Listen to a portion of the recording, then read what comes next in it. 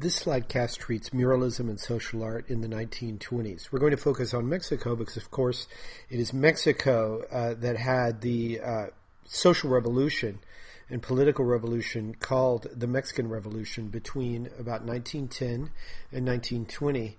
And in fact, it is Mexican muralism in the 1920s that expresses the nature and the gains of that revolution. It is, in fact, the visual language in which the government, the state, then couches the language of revolution. The first image we're going to look at is done by one of the critical proponents of what is going to become Mexican muralism, Diego Rivera. But Rivera didn't start out painting in what is going to be termed the social realist manner, nor did he start out painting on walls, which is, of course, what muralism refers to. But he was always interested in the intersection of painting and politics, and one can see that here in the Zapatista landscape from 1915, which refers directly to a hero of the Mexican Revolution, Emiliano Zapata, when the revolution was actually going on. It should be noted here that Rivera was ensconced in Paris, France, while he was painting this, and while the Mexican Revolution was going on. He never really experienced the revolution itself. He left before it really got going, and then didn't come back until it had run its course. Now, that said, he is a great poet and painter of the revolution in the sense that when he gets back to Mexico in the 20s, he really forges, along with two other painters, the visual language that will be associated from that time forward with the goals, the desires of the Mexican Revolution. But before we get to that, let's look at this. Here we see what is pretty much a classically Cubist composition. In fact, it's even synthetic cubism. It's that sort of cubism after they start using color again.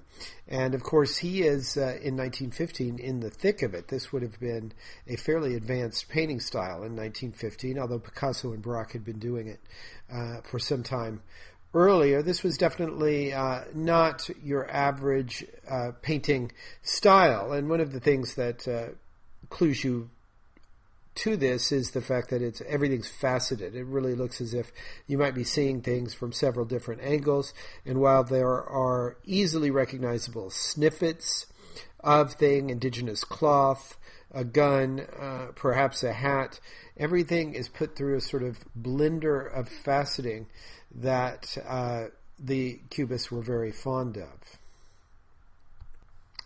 When Rivera returned to Mexico, it was to embody the Mexican Revolution in art. This is a conscious, a mindful goal that he set with the Minister of Education and others for the painting post-revolution. And this is not, again, something that would fit neatly into a sort of story of Cubism and other avant-garde movements in Europe that are not meant to communicate with large numbers of people and are not meant to embody or frame a large ongoing social revolution, at least not one like the one that had just happened in Mexico. And so before he goes back, Rivera actually goes on a tour of Italy and looks at the great Christian murals of the Middle Ages, especially the late Middle Ages, and moreover, specifically that of Giotto. And he learned quite a lot from the narrative strategies and the style of Giotto. He doesn't talk about that a lot later. In fact, he's much more interested in talking about indigenous or Indian art styles and Mexican soul. But in fact, what he does is really transplant a very old, very venerable mural style in central Italy to the cause of the Mexican Revolution. This is a work that is in fact for the building of the Secretary of Public Education, for that person who was in fact charged with embodying the revolution in visual culture and in education. And here you see a fairly typical Diego Rivera revolutionary mural or Mexican mural, in which all the figures are done certainly with recognizable proportions, etc. But there's little or no interest in a lot of fussy detail. The forms are monumentalized, really. They are painted in just enough detail so that one easily recognizes them without getting into fuss or sort of into the weeds, as it were, of the details of people's jeans and shirts and even their faces. This was something that he took directly from Giotto. On the other hand, the iconography is not Christian. It is fairly canonical Marxist in that the workers are the heroes. There is the idea of communism or socialism leading the people out of their oppression is seen here throughout, and the idea that the great people or the sorts of leaders are backgrounded or not seen as all, because they are, in Marxist thinking, not the people who make history. And in fact, we are talking about history painting at this point now. This is already in the past largely, and what Rivera wants to do is to encode the Mexican Revolution as a revolution of the people, and thus a socialist revolution to overthrow the oppressive regime that had kept them down, and to unleash the power and the creativity and the energy of the workers onto the Mexican landscape. And one sees factories in the distance, one sees Mexican revolutionary slogans like Tierra y Libertad in a flag waving. In the very far distance, one sees the hammer and sickle of the Communist Party in the mid-foreground. And in the very front foreground, one sees Diego Rivera's consort, Frida Kahlo, then passing out guns to those who would fight and eventually defend the revolution. We've already talked a lot about Frida Kahlo in this class, and it is certain that by the 1920s, both she and Diego were more than happy to cultivate a cult of personality around themselves and their mission to uphold and further the Mexican Revolution and to embody it in art, specifically in murals in the case of Diego. But as we talked about a little in the case of Frida, she was not a muralist, and this was not her calling. This was not her goal. That in fact she was bent on excavating 19th century, very humble, often self-taught artistic practices that were current in Mexico only 100 years earlier. And she was much more about exploring herself and her own persona rather than exploring a definitive version of history and an encoding of the revolutionary historical events. With this in mind, let's compare the painting styles and the iconographies of Diego Rivera on the left and Frida Kahlo on the right. These are not contemporary. The Kahlo was it's about 10 years later than the Rivera, but they're certainly comparable. The Rivera on the left, of course, is a mural, while the Kahlo is a painting on a support, so it was portable and not meant for one particular public place. With the Rivera on the left, you see again these monumental forms. They're almost caricatures, really, of people. They're meant to embody certain concepts. Each person is meant to embody a sort of concept. And here the sort of decadence of the rich is in full display as the heroic and much more businesslike military revolutionaries are hovering above them, and one would assume about to then flush them out and take over Mexico as a sort of allegory of the revolution. But you see that even in the clothes, in the fine clothes, he's not really interested in a lot of detail. I mean, the most detail one gets is in the rendering of all the bullets that the revolutionary figures wear. While on the right, Kahlo, first of all, is not painting history or social classes or economic classes, as we see on the left, but instead she is investigating herself and her own identity, split, that is, as a Mexican woman.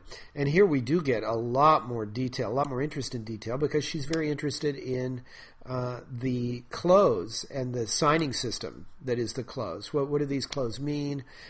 What does this mean to have all this lacy garment stuff on?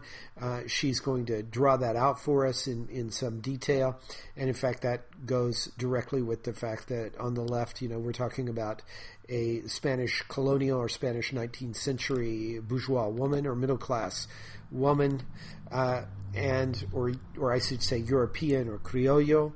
And then on the right, we're talking about more indigenous dress, those that Native Americans, especially from the Isthmus of Tehuantepec in Oaxaca, would wear. So that we get on the left a vision of history, monumental forms that really try to encapsulate certain big concepts like rich, bad, and revolutionary figures good and active. They are above, the rich sort of decadent falling about there below. Whereas with Kahlo, we're not presented with anything like that sort of historical thesis.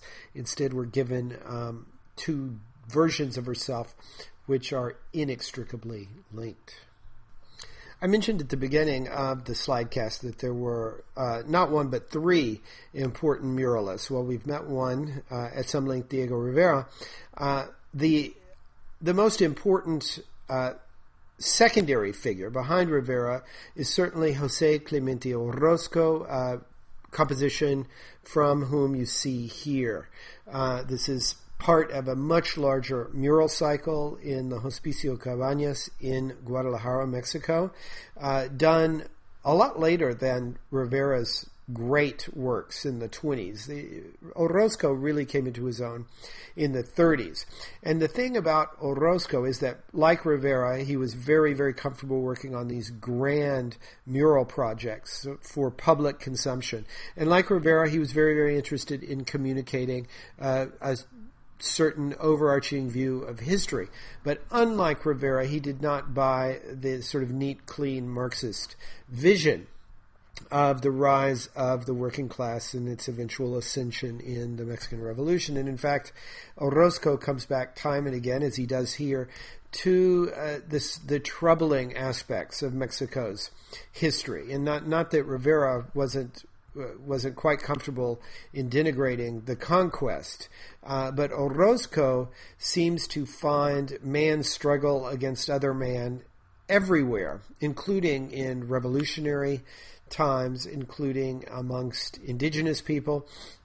And he seems to be able to create a visual vocabulary that is especially productive and especially effective in communicating these struggles and this slightly ominous view of human relations. And here we see, of course, the horse, which was not native to the Americas. It had died out much, much earlier, being brought back by the Spanish as a sort of animal of war. And he has really turned the horse into this metallic war machine thing. I'm not exactly certain how it's supposed to work, but it does look very, very ominous indeed. In this last slide, we'll look at the third muralist, David Siqueiros, and this is his Echo of a Scream from 1937. Siqueiros was by far the most flamboyant, the most sort of dramatic enactor of revolutionary things and of a sort of revolutionary lifestyle. While Rivera loved his revolution, he also loved his comfort. Siqueiros seems to have been fairly peripatetic. He went everywhere, would teach anybody, and he was also very, very much the flamboyant revolutionary in the sense that he loved to play on the fact that he was something of a tough guy who would then, ferment revolution wherever he went.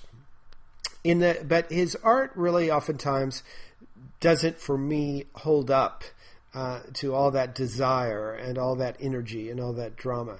Well, it's certainly dramatic, and Siqueiros is nothing if not consistently dramatic, with the changes of scales, with very expressive foreshortening, with things that actually come out of the canvas or the wall in terms of murals, and more than anything, though, his iconography is so simplistic, is so incredibly good and evil, that it's hard to talk about it much. But what he did create that I think is fairly powerful is this. It's really the iconography of suffering, the iconography of the poor who suffer. And this echo of a scream is a great example, whether one wants to turn one's head away or look at it full stop and really get to the bottom of it. Most people admit that this is a very disturbing image and can be a very powerful image. Again, Siqueiros didn't have anything like the impact that Rivera did, either in his sort of artistic life or in the artworks himself, and nor did he have the sort of subtlety and I would say humanism of Orozco. But he did know how to stage this sort of visual assault on poverty. And so when we look back on the entire Mexican muralism movement itself, especially as it unrolled in the 20s and 30s, after that, of course, it gets bloated. It gets really too big for itself, and it starts just feeding off the large patronage of the state. But in the 20s and 30s, it really developed a language, a narrative of social revolution in art that many, many others looked to, including the United States during the Depression. Many others looked to for inspiration for how to, A, communicate with large numbers of people via art, and B, how to involve oneself in an uplifting story of renewal and or change or redemption in what was the very turbulent early part of the 20th century. Now, and I do want to, before I leave you, I want to speak just a little bit on patronage, because there were very few individuals who were willing to patronize or to pay for these murals, with the exception of the federal governments. Certainly in Mexico, where Rivera did almost all his great work, and then in the United States, Orozco also did some great work for Dartmouth, which is actually a private university, but for municipal governments as well. And in general, in the large picture, it's really governments that sponsor this. And when the government started to retract their patronage in the late 30s in the United States and then throughout the 40s in Mexico, muralism really had a hard time staying a viable artistic enterprise, to say nothing of staying the juggernaut, or of remaining the juggernaut of Latin American art making. And so what happens is you get this sort of slow death of muralism that leads to what we talked about earlier in La Ruptura, when Mexican artists and artists all over Latin America realized that the particular combination of style and social iconography that muralism embodied had perhaps run its course.